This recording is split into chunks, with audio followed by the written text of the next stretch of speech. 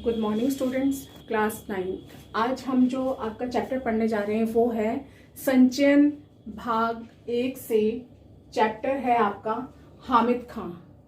हामिद खां नाम से जैसा कि आप जान रहे होंगे कि किसी कैरेक्टर का नाम है, जो कि कहानी जो है इसी हामिद खां के इर्द गिर्द घूमती है। और लेखक है इसके S.K. पोट्टेकाट। इनका जन्म हुआ है 14 मार्च 1913 को। तो सबसे पहले हम लेखक परिचय ही जान लेते हैं। लेखक जो है मलयालम के प्रसिद्ध कथाकार S.K. पोट्टेकाट का पूरा नाम है शंकरन कुट्टी पोट्टेकाट था। और इनका जन्म कब हुआ था? 14 मार्च 1913 को। और केरल में कोषिकोड यानी कि कालीकट में हुआ था। इंटरमीडिएट की पढ़ाई पूरी करने के बाद वे साहित्य सृजन में लग गए, यानी कि लिटरेचर में वो लिखने लग गए। इनकी कहानियों में किसान और मजदूरों की आह और वेदना का सजीव चित्रण हुआ है। इनकी कहानियों से विश्व बंधुत्व और भाईचारे का संदेश मिलता है। कथाकार पोट्टेकाट को साहित्य अकादमी तथा ज्ञानपीठ पुरस्कार से सम्मानित किया गया। उनकी कहानियों का विश्व की अनेक भाषाओं में अनुवाद हुआ। इनकी प्रमुख कृतियां हैं प्रेम शिशु, विषकन्या, मुडुपडम। और इनका जो निधन है वो 6 अगस्त 1982 को इनका निधन हो गया। अब पाठ परिचय यानी कि पाठ की जो रूपरेखा है। लेखक तक्षशिला के पौराणिक खंडहर देखने पाकिस्तान गया था। जो लेखक है वो तक्षशिला गया था, वहां के पौराणिक खंडहर देखने। पौराणिक मतलब पुराने जो खंडहर हैं। वहां एक ढाबे वाले से उसका परिचय हुआ। लेखक की सर्वधर्म समभाव की सोच यानी कि सभी धर्मों को एक समान मानने की सोच हामिद खां के हृदय को गहराई से छू जाती है। हामिद खां को विश्वास नहीं होता है कि भारत में हिंदू मुसलमानों के बीच ऐसे सौहार्दपूर्ण संबंध भी हैं। यह कहानी हिंदू मुस्लिम एकता का भी परिचय देती है। पाठ का सार जो है हम निम्नलिखित बिंदुओं के आधार पर पढ़ेंगे। तो सबसे पहला है लेखक ने की भगवान से विनती। दूसरा, लेखक तक्षशिला की सकरी गलियों में। लेखक एक दुकान के अंदर बातचीत का सिलसिला शुरू। तक्षशिला में सांप्रदायिकता।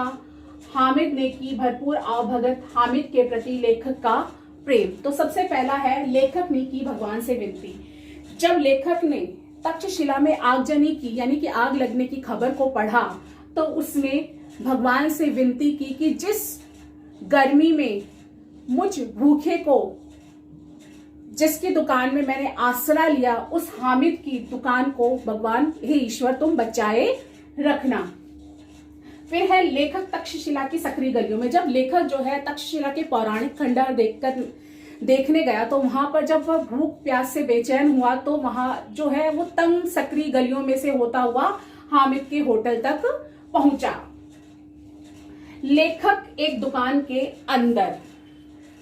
लेखक को जब वहां खंडहर देखने गया तो वहां पर जब सकरी गलियों में से वो बाहर निकला तब उसने देखा कि एक चपातियों की दुकान उसे नजर आई।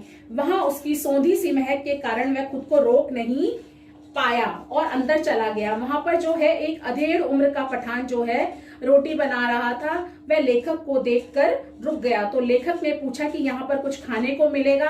तो यह देख लेखक ने मुस्कुरा दिया और वह तीखी नजर से लेखक को निहारे जा रहा था यानी कि देख रहा था। और उसने चपाती और सालन कहकर एक बेंच पर बैठने का इशारा किया, यानी उसने लेखक को कहा कि चपाती और सालन मिलेगा और बेंच पर बैठने की ओर उसने इशारा किया। फिर था बातचीत का सिलसिला शुरू। तो चपातियां बनाने वाले व्यक्ति से जब बातचीत का सिलसिला शुरू किया लेखक ने तो कहा कि भाईजान आप कहाँ के रहने वाले हैं? तो लेखक ने बताया कि वह मद्रास का रहने वाला है। उसने पूछा कि लेखक हिंदू है? तो उसने जवाब में हाँ पाते ही उस व्यक्ति को, जो अधेड़ उम्र का व्यक्ति था, उसे बहुत आश्चर्य हुआ। लेखक ने बताया कि हमें अगर कहीं पर अपने देश में अच्छा पुलाव खाना हो या अच्छी चाय पीनी हो तो हम किसी भी बढ़िया मुसलमानी होटल में चले जाते हैं और हमें वहां पर कोई फर्क नहीं पड़ता, हम सब मिलजुल कर रहते हैं। लेखक की बातें हामिद खां जो है ध्यान से सुनने लगा और बोला कि काश मैं भी आपके मुल्क में आकर यह सब जो है अपनी आंखों से देख सत्ता। तक्षशिला में है, अब नेक्स्ट पॉइंट है तक्षशिला में सांप्रदायिकता। लेखक को जब उस अधेड़ उनके पठान ने बताया कि यहाँ तक्षशिला में कोई हिंदू है, इतने फक्र से किसी मुसलमान से नहीं कह सकता, यानी कि जैसे कि लेखक ने उसे बताया कि वह हिंदू है और वह मुसलमानी होटल में जाकर के चाय या पुलाव खा सकता है, अगर वहां पर बढ़िया मिलती है तो वहां उन्हें जाने में कोई एतराज नहीं होता, हमारे देश में सब मिलजुल कर रहते हैं। तो जो है हामिद खान उसकी इस बात से बहुत हैरान हो गया और वो कहने लगा कि हमारे यहाँ तक्षशिला में कोई भी ऐसा फक्र से नहीं कह सकता कि वह हिंदू है या वह मुसलमान है। तो उसने जो है, उसकी नजर में हम पठान मतलब कि आतताइयों की औलादे हैं, यानी कि हम जो है यहाँ पर दंगे करने वालों की औलादे हैं। ऐसी स्थिति में हम अपनी जान बचाने के लिए लड़ना पड़ता है। और ऐसा कहकर उसने तब अपना नाम बताया कि उसका नाम जो है हामिद है। हामिद ने की भरपूर आवभगत। हामिद ने चारपाई पर लेटे व्यक्ति को अपना अब्बा जान बताया और सालन पकने तक लेखक इंतजार करने को कहा लेखक को। तो और एक लड़के को जो कि पश्तो भाषा में आवाज लगाकर कहा, तो उसने लेखक की ईमानदारी और मोहब्बत की प्रशंसा करते हुए कि काश हिंदू और मुसलमान जो है आपस में इसी तरह से मोहब्बत करते तो कितना अच्छा होता। इसी बीच वह लड़का जो है एक थाली में चावल ले आता है और हामिद उसमें 3-4 चपातियां और लोहे की तश्तरी में जो है उसने सालन रख दिया। लेखक ने भरपेट खाना खाया, उसने लेखक से पैसे नहीं लिए। हामिद ने जो उसकी आवभगत की उससे खाने के पैसे नहीं लिए। क्यों नहीं लिए? उसने जिद करने पर लेखक ने 1 रुपए का नोट लेकर पुनः लेखक के हाथ में रख दिया और कहा, भाईजान मैं आपके खाने से आपके पैसे ले लिए, मगर मैं चाहता हूं कि ये पैसे आप अपने ही हाथों में रखें और जब आप मालाबार पहुंचे तो वहां किसी मुसलमानी होटल में इस पैसे से पुलाव खाएं और तक्षशिला के हामिद खां को याद करें। यानी कि जब जो लेखक है हामिद को खाने के पैसे देने लगा तो हामिद ने इनकार कर दिया और उसने वह नोट लेते हुए वापस लेखक के हाथ में रख दिया और कहा कि जब आप अपने भारत में जाए तो वहां पर इसी पैसे से किसी मुसलमानी होटल में पुलाव खाएं और तक्षशिला के जो हामिद खां को है आप याद करें। फिर है हामिद के प्रति लेखक का प्रेम। वहां से लौटकर लेखक तक्षशिला के खंडहरों की ओर चला गया। फिर उसने हामिद खां को नहीं देखा, पर उसकी यादें और उसके साथ बिताए क्षणों की यादें अब भी ताजा है। उसकी मुस्कान अभी भी लेखक के दिल में बसी है। लेखक चाहता है कि हामिद की जिस दुकान ने उसे छाया और भोजन दिया था वह बची रहे। तो लेखक जो है प्रस्तुत कहानी के माध्यम से हमें क्या समझाना चाहता है?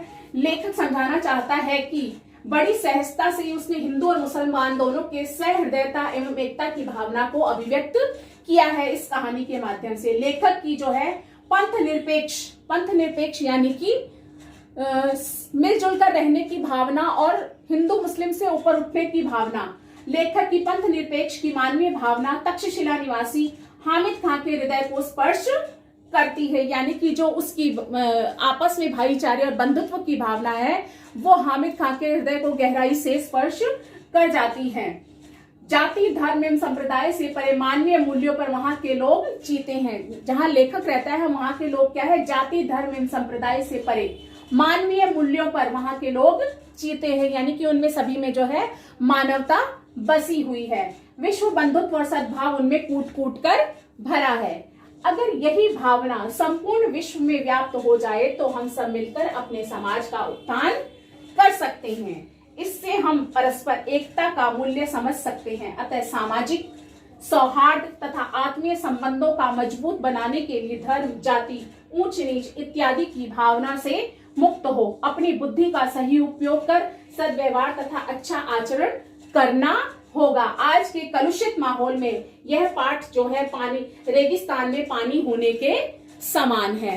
तो आज हमने जो कहानी पढ़ी वो थी हामिद खां, जो कि राष्ट्रीय एकता से ओतप्रोत थी। इसमें जो है जाति धर्म संप्रदाय से परे मानवीय मूल्यों पर आधारित कहानी बताई गई है। धन्यवाद।